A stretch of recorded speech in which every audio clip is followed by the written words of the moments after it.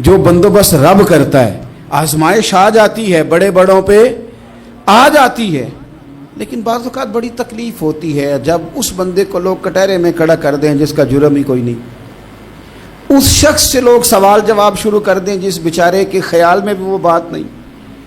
پھر وہاں وضاحتیں دینا, نہ کردہ گناہوں کی وضاحتیں دینا, یہ بڑا بوجھ بنتا ہے, بڑی تکلیف ہوتی, اور لوگ کرتے ہیں یہ کام. پھر اللہ تعالیٰ جب بندوبست فرمائے, صحیح بخاری میں حضرت جریج کا ذکر فرمایا. جریج نفل پڑھ رہے تھے, ماں نے آواز دی, وہ آ نہیں سکے, نماز میں تھے, ماں ناراض ہو گئی. اس نے ہاتھ اٹھا کے کہا اللہ یہ اتنی دیر تک مرے نہ جب تک کسی بری عورت کا منہ نہ دیکھ لے.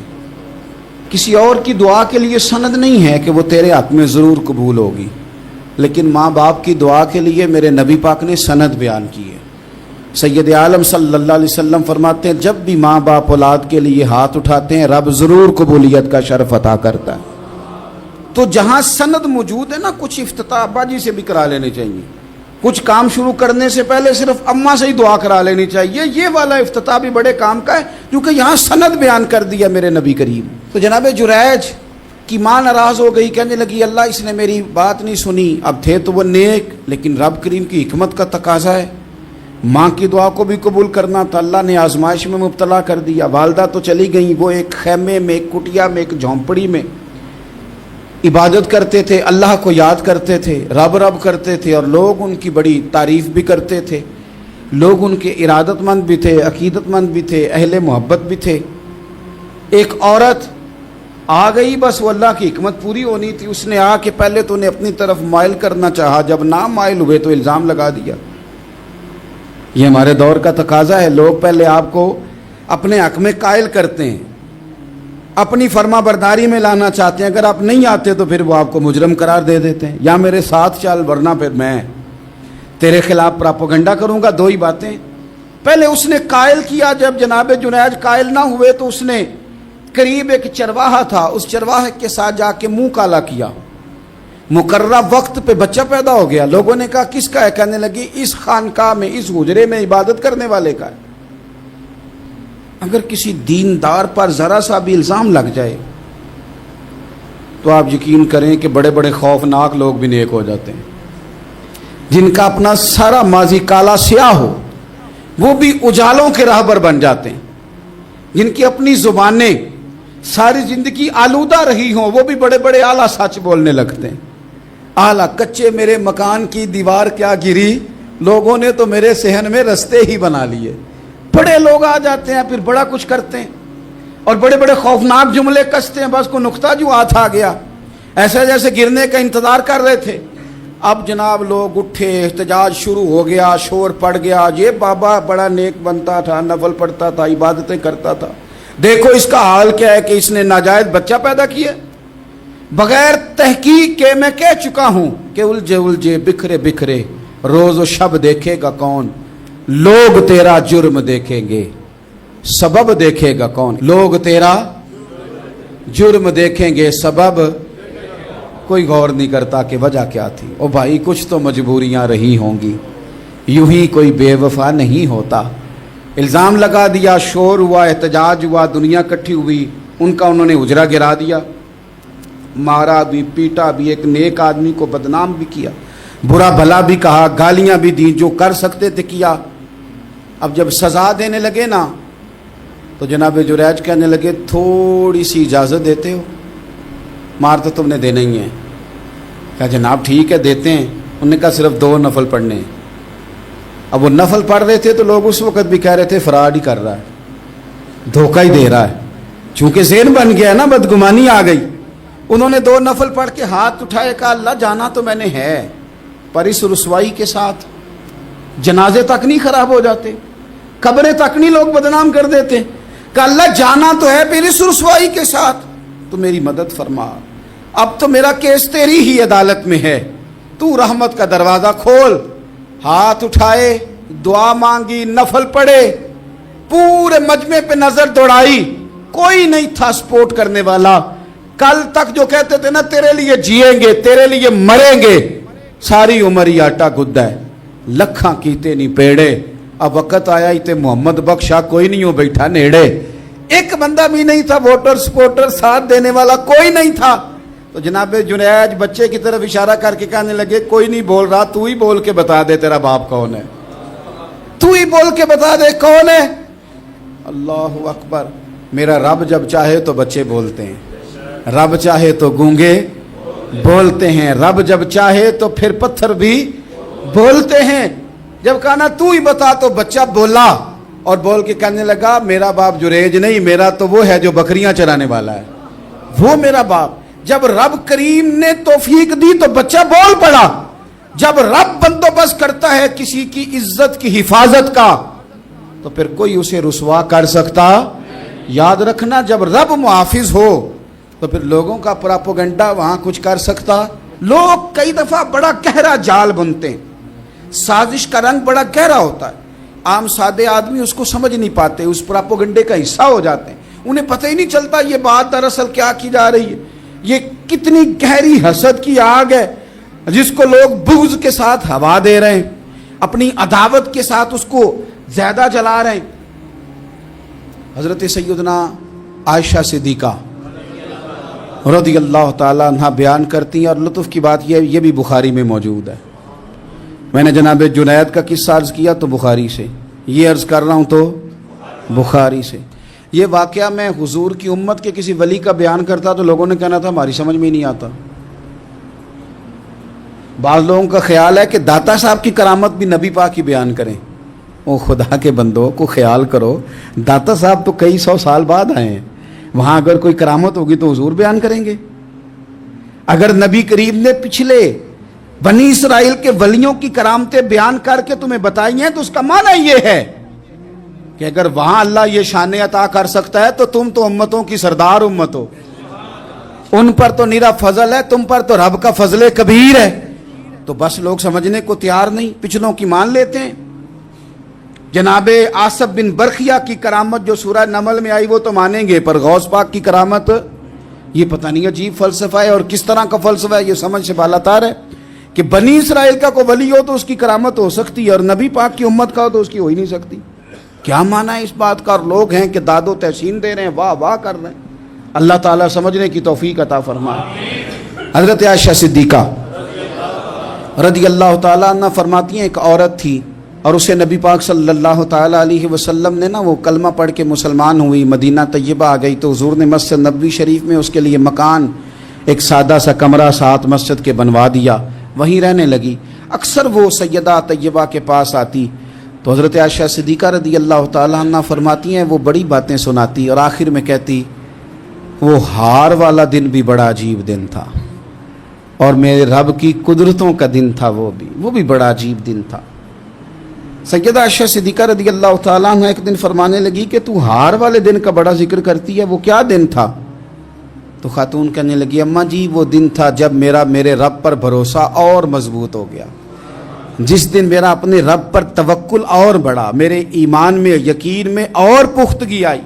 کہنے لگی میں ایک گھر کی کنیز تھی، نوکرانی تھی، اس گھر میں ایک بچی تھی جس کے پاس سونے چاندی ہیرے جواہرات کا ہار تھا. اس زمانے میں نا چمڑے کے اوپر لوگ ہیرے جواہرات لگاتے تھے، کئی دفعہ سرخ رنگ کے چمڑے پہ لگائے جاتے تھے.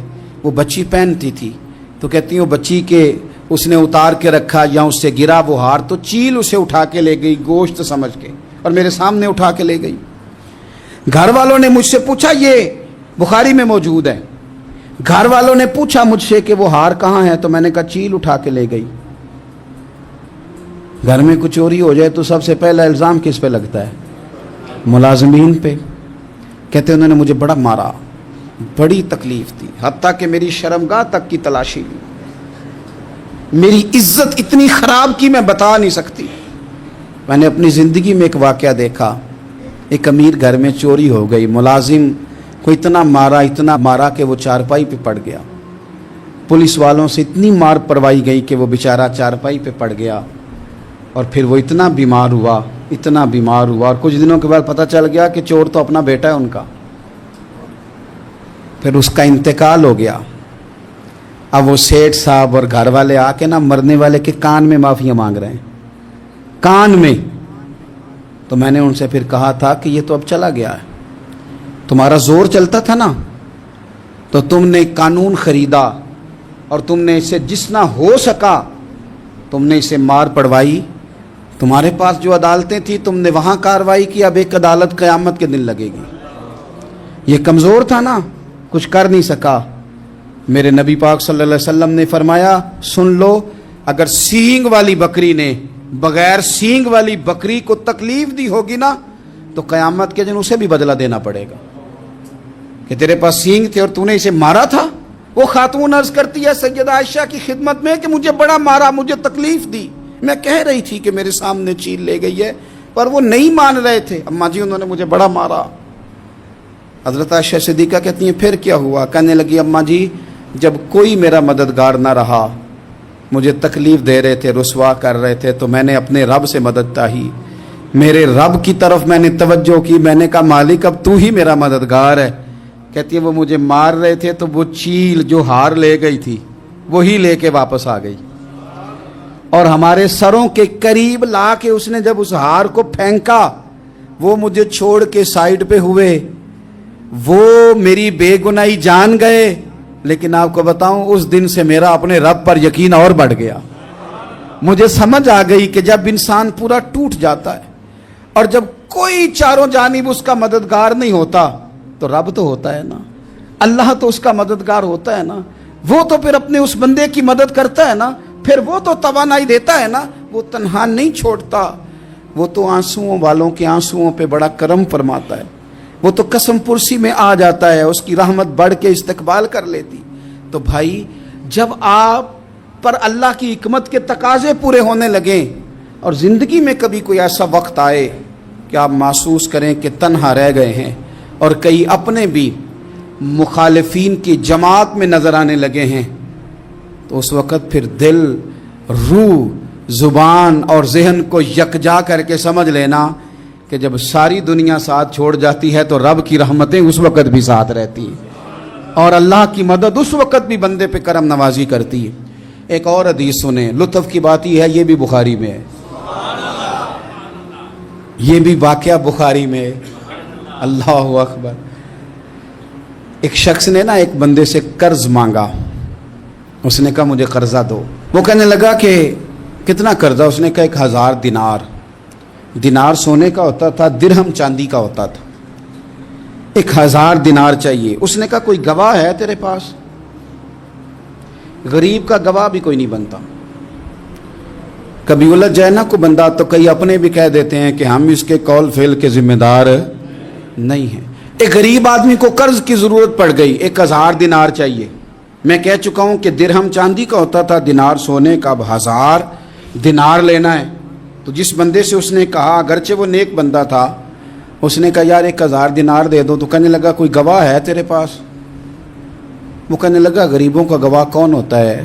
ہاں ایک گواہ ہے۔ کہا کون؟ کہا میرا رب، وہ تیرے اور میرے بیچ گواہ ہے۔ اس نے کہا کوئی کفیل، اگر تو پیسے نہ دے سکے تو وہ بعد میں دے دے، یا تجھے کچھ ہو جائے تو وہ دے دے۔ اس نے کہا کفیل بھی میرا اللہ ہی ہے، میرے پاس اگر ہے تو رب کریم کا نام ہے، اگر اعتماد کر سکتا ہے تو کر لے۔ بندہ نیک تھا، اس نے کہا رب کے نام پہ، رب کی کفالت پہ، اللہ کو گواہ بنا کے میں تیار ہوں تجھے 1000 دینے کو۔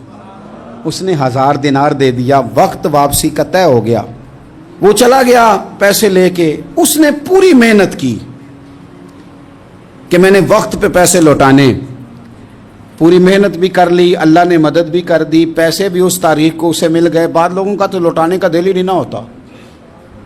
فرمایا حدیث پاک میں کہ تو لوٹانے کا ارادہ کر، رب تیری مدد بھی فرمائے گا۔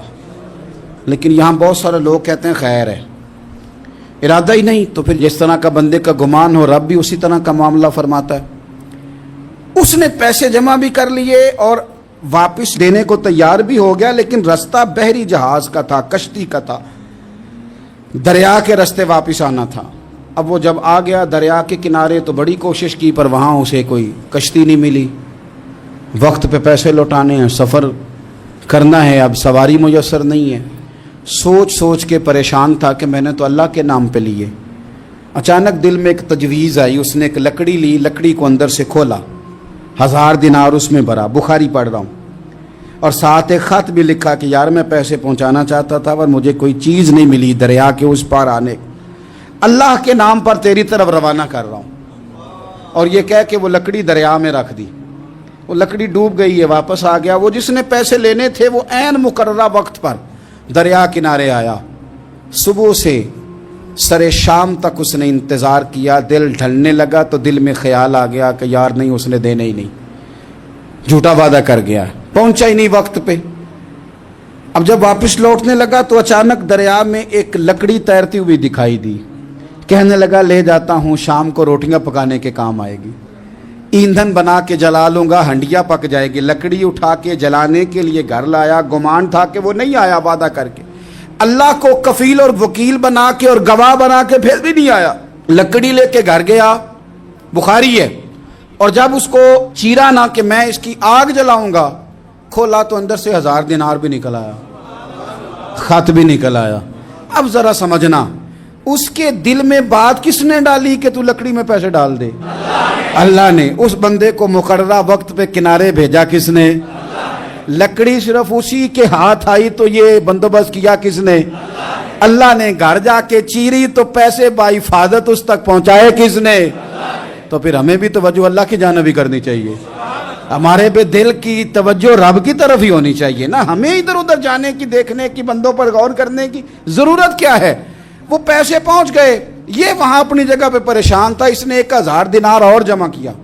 پھر دوبارہ ایک دن دریا کنارے آیا، کشتی مل گئی، بیٹھ کے اپنے اس بھائی کے پاس آیا، کہنے لگا دیکھنا مجھ پر بدگمان نہ ہونا، پیسے اس تاریخ کو بھی جمع کر لیے تھے، دریا پہ آیا تھا پر کشتی نہیں ملی تھی، پھر میں نے نا لکڑی میں ڈال کے خط ڈال کے تیری طرف بھیج بھی دیے تھے، لیکن آج میں پھر لے کے آ گیا ہوں۔ وہ کہنے لگا خوش ہو جا، جس رب کو تو نے میرا اور اپنا گواہ بنایا تھا اس رب نے میرے تک پہنچا بھی دیے ہیں۔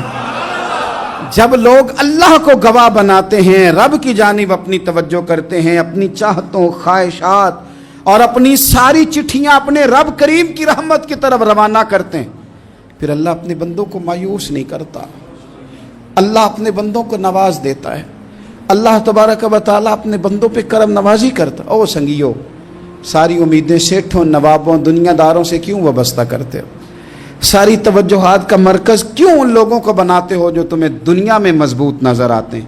اپنی توجہات کا مرکز اپنے خدا کو بنائیے، اپنے مالک کی جانب اپنی ساری خواہشات کا رخ پھیر دیجئے، اپنی توجہات اپنے رب کی جانب کر لیجئے، وہ اپنے بندوں پہ بڑی کرم نوازی فرماتا ہے، وہ عزتوں کا بھی محافظ ہے، وہ پریشانیوں میں کرم نوازیاں فرمانے والا ہے، وہ ساتھ دینے والا ہے، وہ اس کی رحمت قریب آ کے بندے کو سہارا دیتی ہے، وہ اپنے فضل سے اپنے بندوں کی ہر مشکل میں دستگیری فرماتا ہے۔